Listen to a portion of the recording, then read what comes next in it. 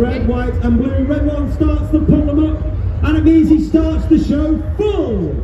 And immediately you can see the team collapse with red 6 and 7, 8 and 9 collapsing in to form our world famous Diamond 9. The team reaching a height of over 5.5 to 6,000 feet. Aircraft slowing down from approximately 400 down to about 120, 130 miles per hour before red one. Red one is red 2, flight attendant Rob Thomas. Rob is in his first year on the team. Uniquely, he was taken from training and made straight into an instructor on the Hawk Team Mark 1. On the left-hand side of that centre section is red 3, flight attendant Andrew McEwen, known as Macca. Macca is also in his first year on the team. Ladies and gentlemen, the Royal Navy Merlin Mark II.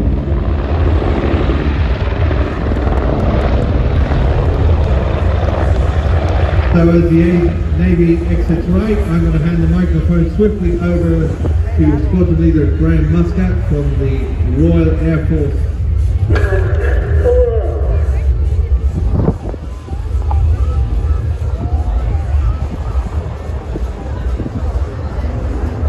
All the way at the back of that formation, on the right hand side is red 4, Squadron Leader Chris McCann. He's working extremely hard, having to look through the formation at red 1 because we take all our formation references from red 1 and not necessarily the aircraft that's around the rest of the formation. But watch for the colour change as red 1 brings them down the line.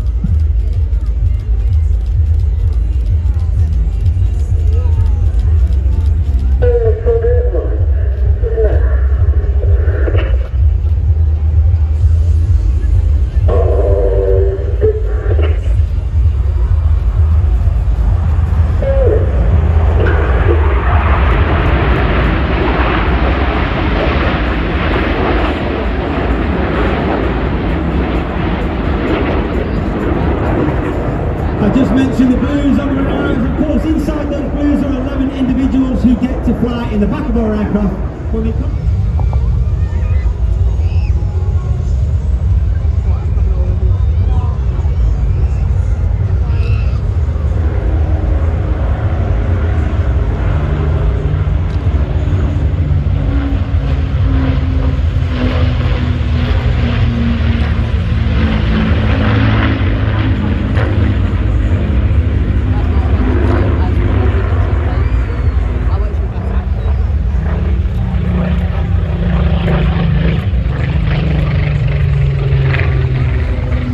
The Spitfire Mark 19 631 is built and ready.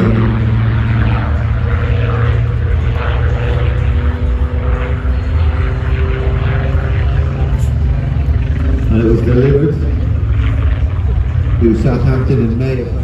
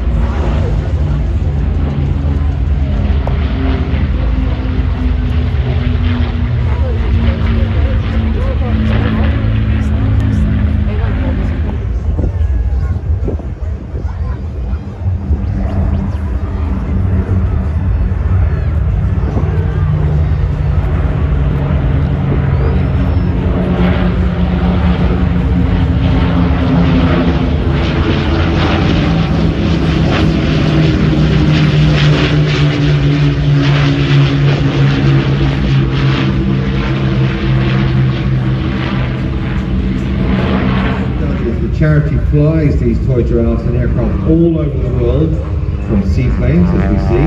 The Red Arrows have had these giraffes on board, they're little toys. The BBMF have flown, pulling back on the power, keeping your tail up, And there you go. Now there's a thing on those flights called a step. You don't want to go below the step because it sort of sucks you down. So he wants to keep the nose up now and the power up. He's not doing a landing, he's just doing a touch and go. Keeping the nose of the amphibious floats still off the step. Good use of power. And there you go, I can hear him applying the power now and gently lifting off. About a 5 to 10 degree pitch nose up attitude. The focus to join flying it. They have built snake formation by turning 180 degrees back up the jump out of condition.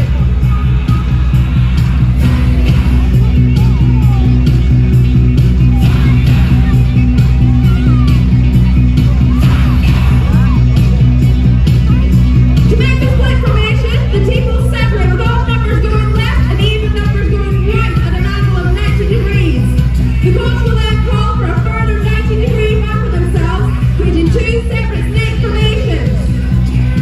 This leads straight into the crisscross where both sides of the formation will turn towards each other with closing speeds of over 45 miles an hour and then pass within a few feet of each other. They immediately make the turn into the very dynamic signature carousel formation, which is the team's favorite maneuver and requires vast amounts of concentration and trust in one another. It's the perfect opportunity to get your photos. The members tag at RMOK. You may see two members of the team floating outside the carousel. There are flag bearers today, so it's deliberate that they're doing that. So the final formation of this play for landing day is the Sabre J approach the ground. We've also got Sergeant Luke Riddle. He's our other Scottish Falcon that's jumping here today. He's one of our first here, so he'll be back again for the next couple of years too.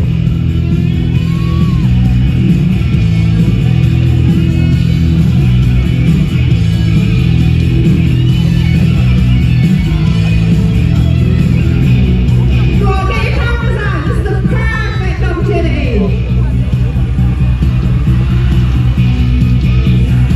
Look at that go!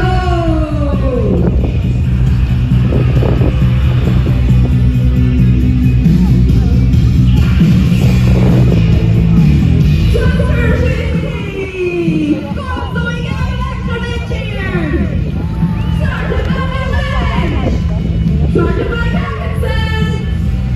Then come on, Falcons, Flight Lieutenant Alexander Cairns! Sergeant Lieutenant Sergeant Craig Ashley! And with a unique check to their Scottish Falcons, Sergeant...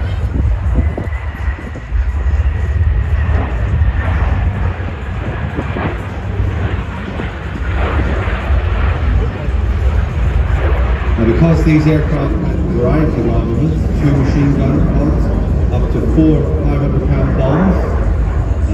At the time they had a rocket called a Sura rocket, it could carry 32 of them, or it could mix it up, it could have bombs and rockets.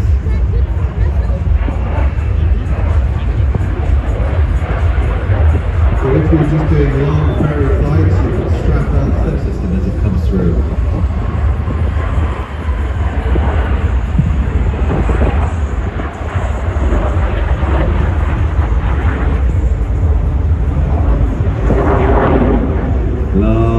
Slow rolling formation. The other aircraft, the brown and green one, that's Golf Romeo Sierra Alpha Foxtrot, and that's a Mark 80A. And that also is owned by more well-known qualified flying instructor on the Tutor aircraft that we'll be seeing later on. You can even do some of these maneuvers. Imagine pitching up and sitting in the right seat. Get ready for the brake.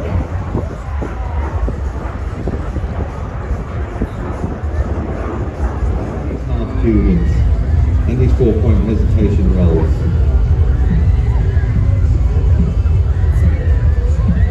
Tutor is constructed of carbon composite materials.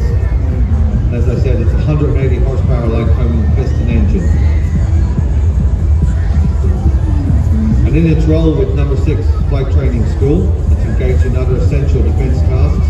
It does frontline mission rehearsals, training of mission support crews. And with the help of Babcock International Group, there's a variety of engineering and management career opportunities. Good luck with that. Just because he saw in that Tom Cruise movie, they got a few 500 in there. And as you can see, it's a very stable aircraft. Keep just wagging the controls. Look at the rudder at the back. You can see it's moving from left to right. You can screw the rotor blades, and you can land it like a helicopter. It's practically, well, it is impossible to stall the aircraft because it'll just slowly drift down. As long as you pitch the aircraft down and keep some air flowing over the blades, you are good.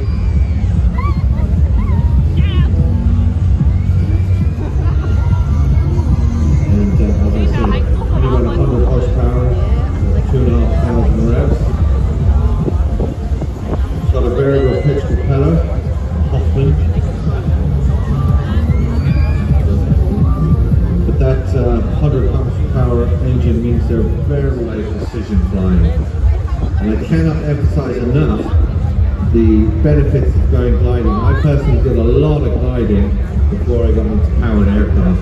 And it really does teach you some great habits. It teaches you the basics of flight, obviously pitch, roll, yaw. So when you come to pay big bucks for something with an engine, you already have a lot to fly with.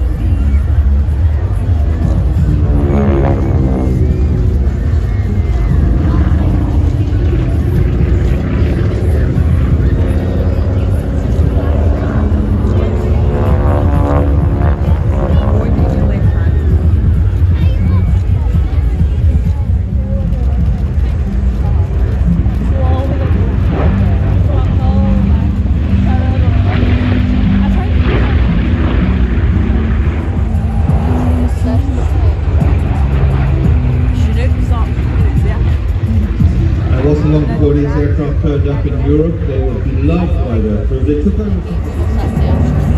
Like half museum, like Mark museum, show museum, everything. The aircraft went through another modernization service. This time it's got updated avionics and extra firepower.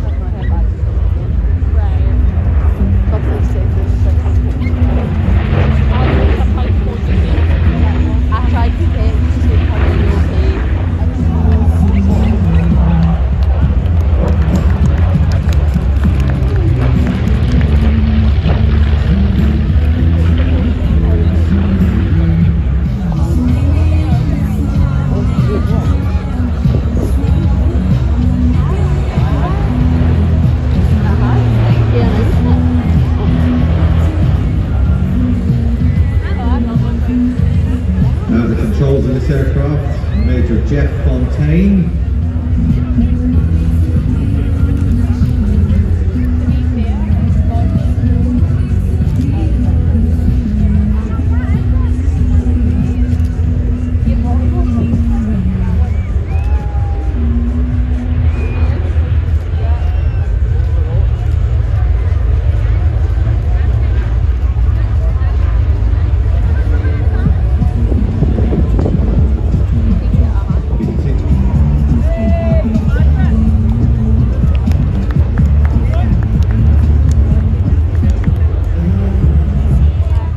Pitch the nose down.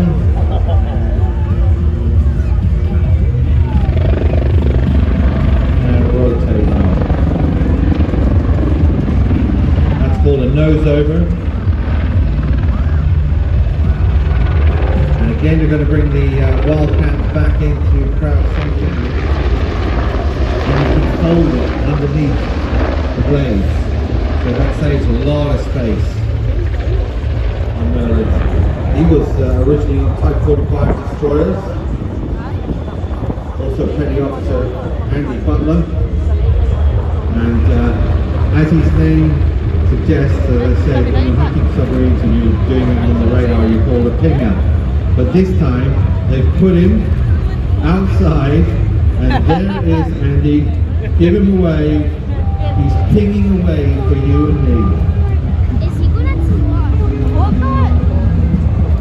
Now I'm just checking, they're not going to dump them in there. And you can see the massive downdraft from it at a very fast speed. but with 3 turbine jets on board, not surprising.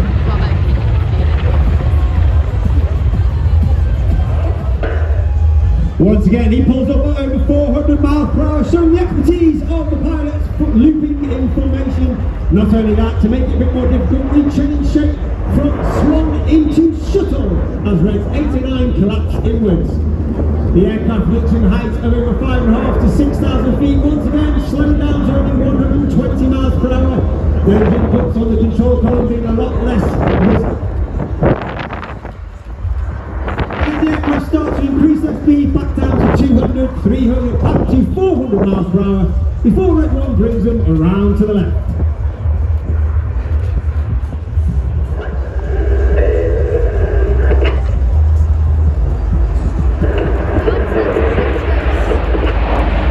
We're up to 11 pilots in the Red Arrows, but Red's 1.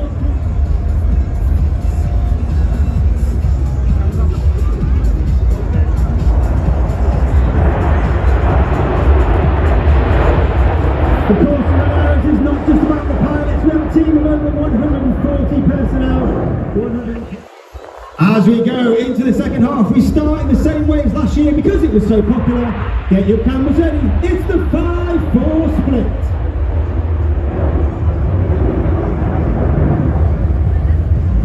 In the second half, we operate in 2 distinct sections. Off to the left-hand side, you've got Reds 1 through 5, known as Enid, named after Enid Blyton's famous 5 from the children's books.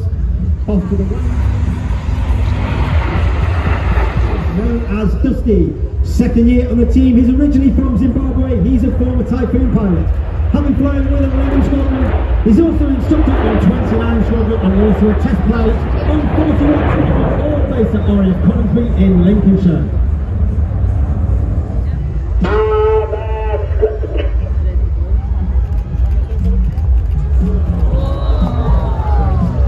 Red 6 and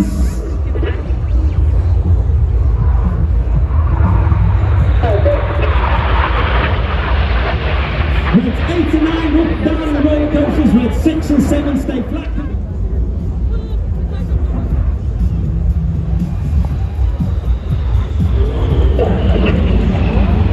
Now it is Red 9. He lines up with the inverted V to perform the goose.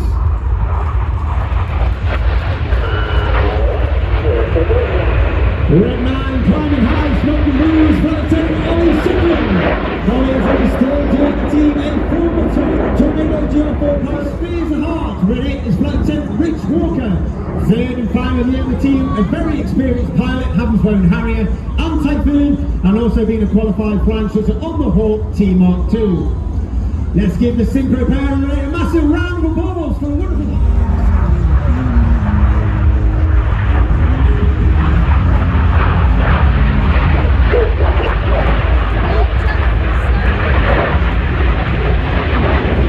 As the synchro pair complete the roles in the distance on the left hand side, you've got Enid joined by Reds 8 and 9.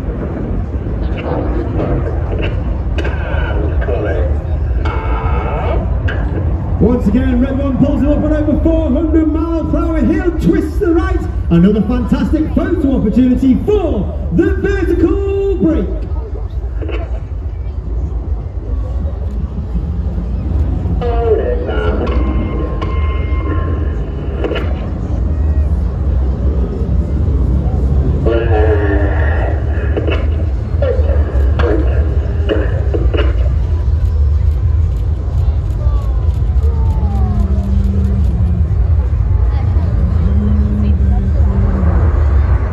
Smoking blue, they pass it back, red becomes blue, blue becomes red. Now Red 7 on our left hand side.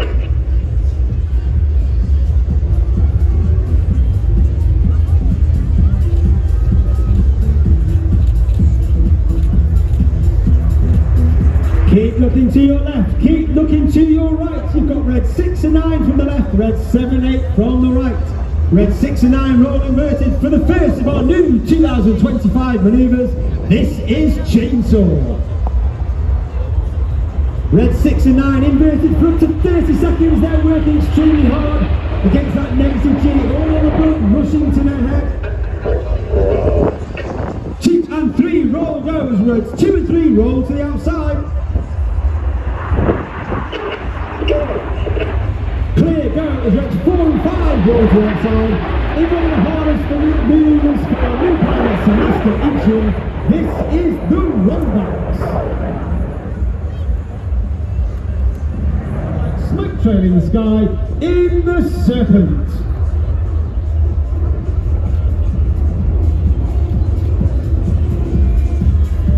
Another great opportunity to see our red, white and blue. And as I said, today's smoke is 100% environmentally friendly smoke. And that smoke pod is only capable of producing 5 minutes of white smoke, 1 minute of blue smoke and 1 minute of red smoke, with each of the colours having its own button on the pilot's control column. And during winter training, both red one